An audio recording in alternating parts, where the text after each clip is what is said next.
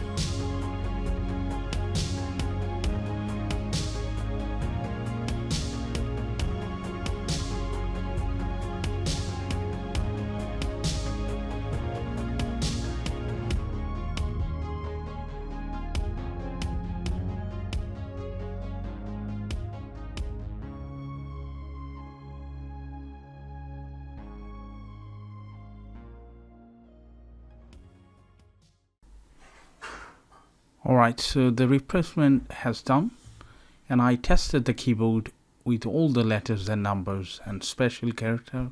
Everything is fine. I was quite confused because the price was so cheap, so I was worried about the quality, but it seems everything is functional. There is no issue.